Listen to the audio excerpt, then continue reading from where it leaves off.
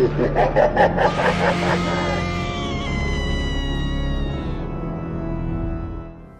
what's up everybody? Jimbo for Retro Game Lounge here, and welcome to the Halloween episode of Collector's Crypt, the show here on RGL dedicated to all things horror, creepy, kooky, and cool.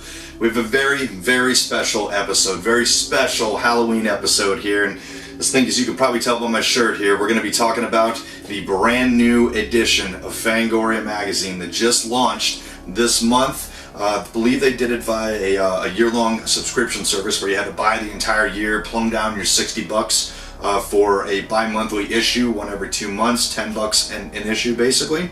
And I just wanted to go over this with you guys and just kind of browse through some of the highlights, what's different, what's the same, what they got right, do I have any constructive criticism or anything like that. Forums, a lot of people had a lot of questions, a little bit of a hesitation here, like is it going to be the same Fango that I remember from my childhood? Well, you're going to have to stay tuned to find out, so without further ado, let's go ahead and take a look.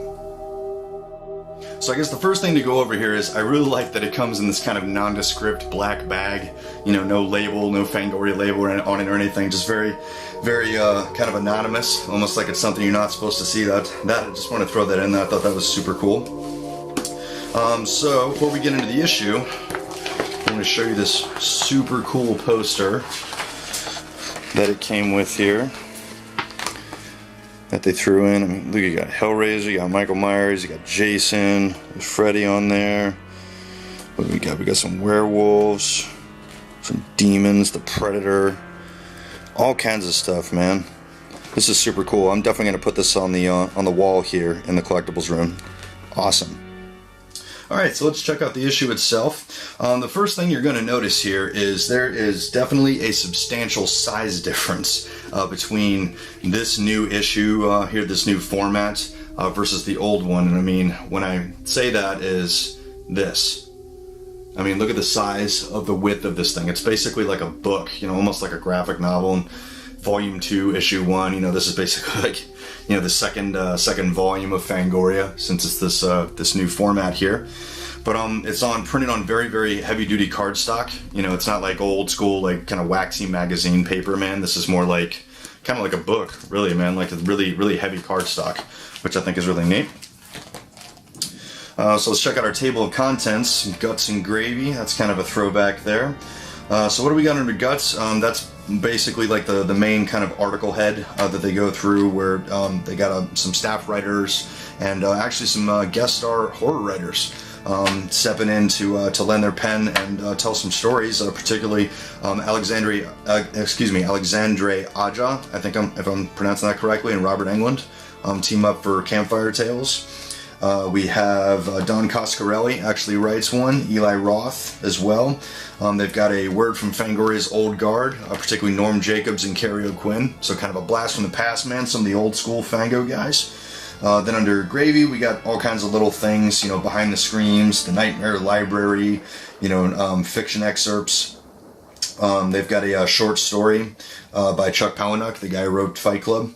Classified Advault, of course. And just all kinds of little things, you know, like a little expose on Master of Puppets, the FX of the Littlest Reich, the new one, which I saw in theaters, and it was super fucking cool. You definitely got to go and check that one out. But let's go ahead and get into it and just see what we got here. Oh, look at that, man! Look at all those VHS tapes over there. Fango faves. Got some books, some VHS and stuff. Monster Invasion. Tales from the Hood 2. Okay. What do we got here? New Predator. Hunting down the new Predator. Horror Has a Home. Halloween at Arrow Video. Oh, that looks cool. I guess they're kind of like making some Blu-rays or whatnot that they kind of make them look like VHS tapes. That's pretty sweet.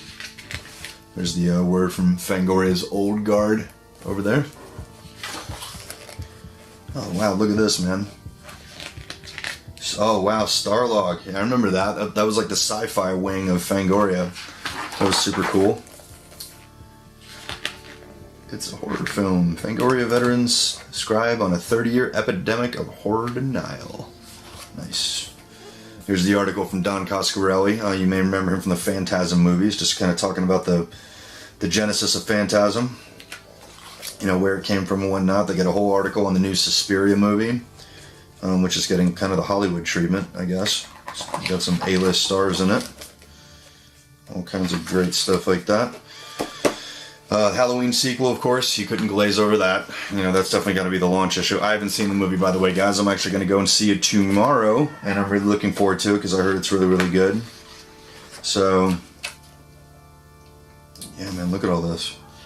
Halloween collection exclusive from Trick or Treat Studios. Wow. Like sculptures of Michael Myers and stuff. That's super cool. Detour through Haddonfield. Wow.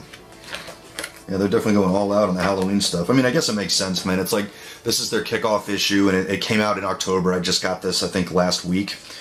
And, yeah, it makes sense. You know, they had the big Halloween movie and everything. That kind of makes sense. They got this really great thing showing kind of like the lineage of the slasher movie, you know, through all its incarnations, like all the stages it went through, you know, Sleepaway Camp, Terror Train, The Burning, Friday the 13th, you know, The Prowler, you know, all this kind of other stuff, and all the way up to and including Scream, you know, Chucky and, you know, everything like that. I Know What You Did Last Summer, you know, just kind of all the different phases of the slasher film, which was really super cool. Wow, man, they're really going all out on Halloween here.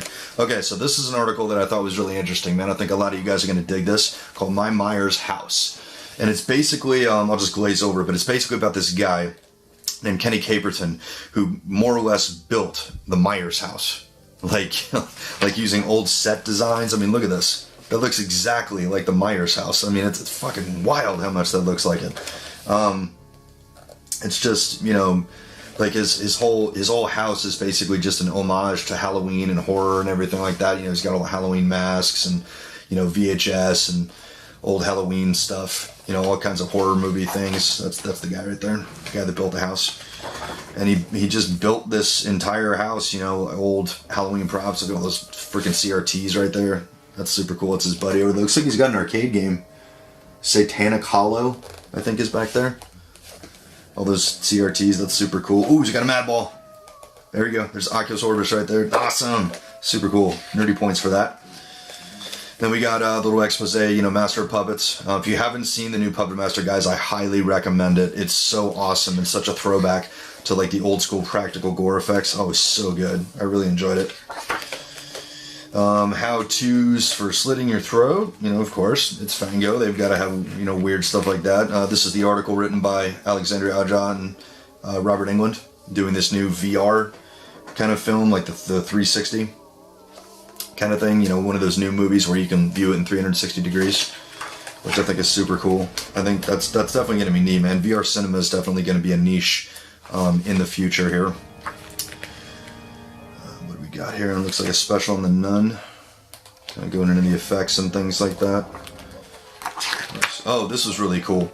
Second Swings. This is the producers of Texas Chainsaw Massacre had their sights on a sequel as early as 1975.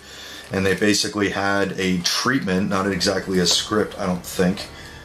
Just kind of like some liner notes and things like that as far as where, you know, who was doing what and, you know, what the basic premise of the film was, where it was going to go. And it kind of gives you the breakdown here of how it was, you know, basically like this is like the Lost Texas Chainsaw sequel that was going to take place right after the first movie. You know, we didn't get it until 10 years later. So I thought that was pretty neat, kind of a cool breakdown. Here's the article from Eli Roth, all about his new kids movie, which I haven't seen. You know, I don't know if it's any good or not. I'll probably give it a shot when it's on cable. Let's see, behind the screens, just like old school horror directors. I think they're suggesting, you know, like what, you know, horror directors, like they should have like a biopic, not biopic, for all of you who are out there pronouncing it correctly. You don't say biology, you say biology, so it's biopic. Anyways, and rant, just of all the horror directors who might need a biopic.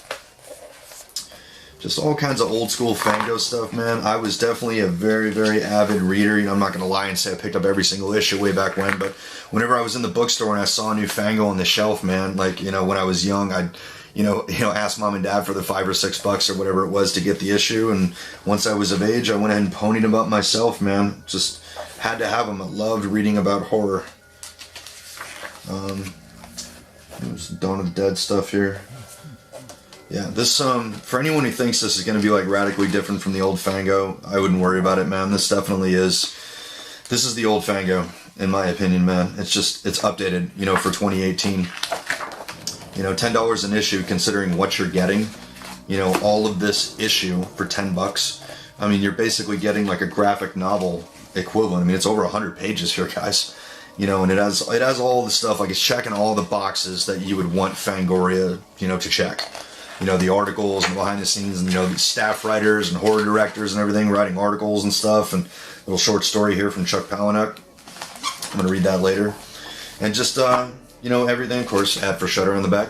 Everything that you would want Fangoria to have, in my opinion, man. This is just hitting all the marks that it needs to hit. So, if you have a chance, you know, check it out. I don't know if they're still taking subscriptions, but go ahead and click the link. I'll include it in the description box and see if you can get yourself a subscription. I think it's worth it. So, thanks, Fangoria, and check it out.